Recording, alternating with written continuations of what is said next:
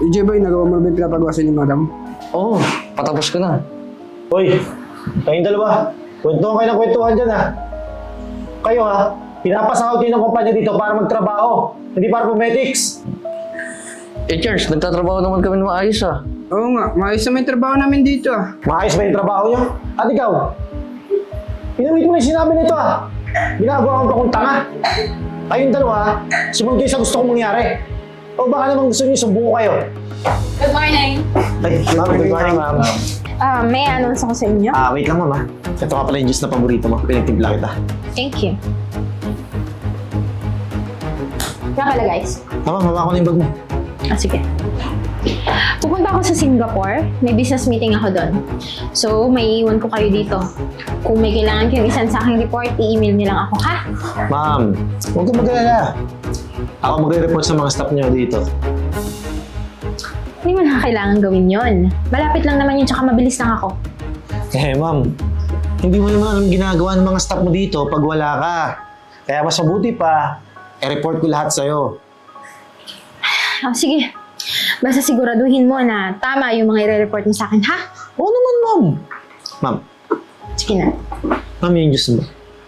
Thank you. Bye-bye. Hoy, kayong dalawa. Trabaho kayo. Balik na sa trabaho mo. Hoy, kayong dalawa. Makiba tayo ha. Simula ngayon, susunod kayo sa akin. Ha?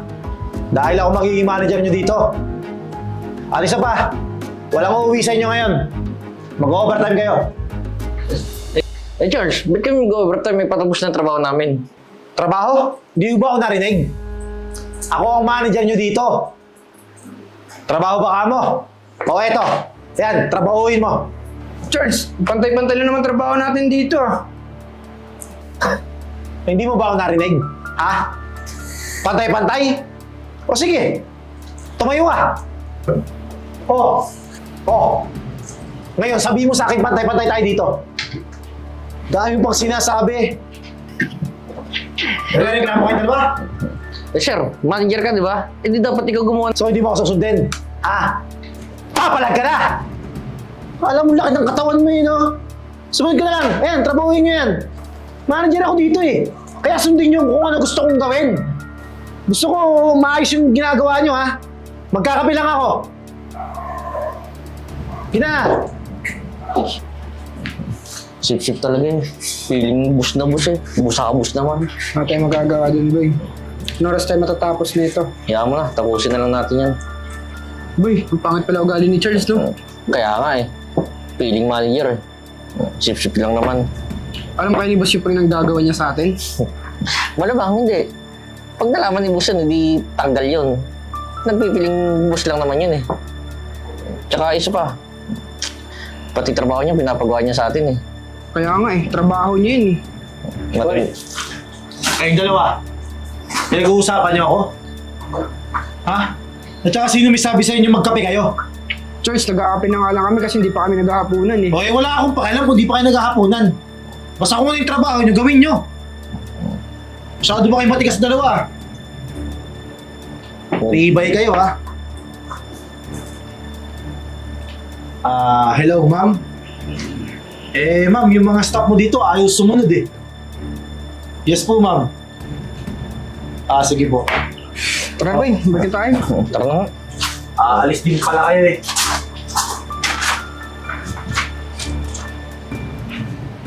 Ayos na trabaho natin dito, Felix na.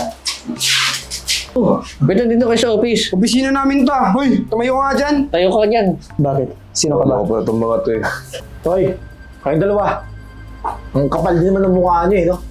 Pumasok pa talaga kayo? Ha? Hindi niyo ba alam na pinalitan ko na kayo? Yan dalawang kumpare ko. Mga siga yan. Tsaka may utak. Bakit? Papalag kayo? Teka lang. Alam mo ni boss to? Alam niyo ba? Sa ating tatlo, ako yung pinagkakatiwalaan ni Madam.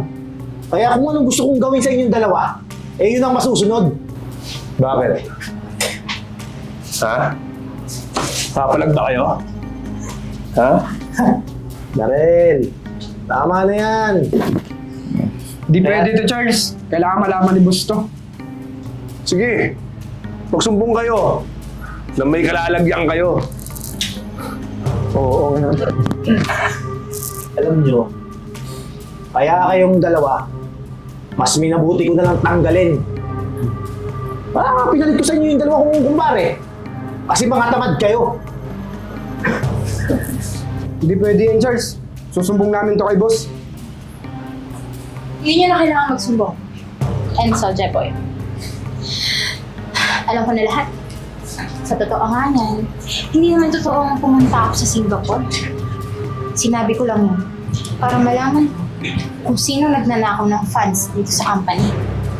And thank you, Enzo, Jeboy. Kung hindi dahil sa inyo, hindi ko malalaman kung sino ang peste dito sa opisina ko. Teka lang, ma'am ah.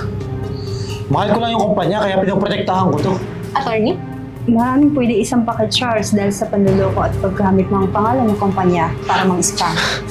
At sa nanakaw ng fund sa kumpanya. Sige, ma'am. Pagsisisihan mo yung pagtanggal sa akin dito. Charles, matagal ko nang pinagsisisihan na pinasok kita sa kumpanya ko.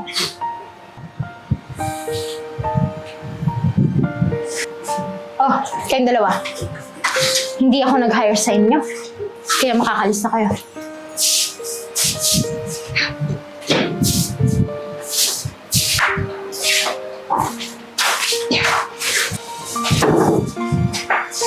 Enzo, Jeboy. Maraming salamat. Hindi dahil sa inyo. Hindi ko lang gagawin ko. Kaya, bumalik na kayo sa trabaho niya, ha? Salamat, boss. Thank you po. Attorney, tara sa office ko.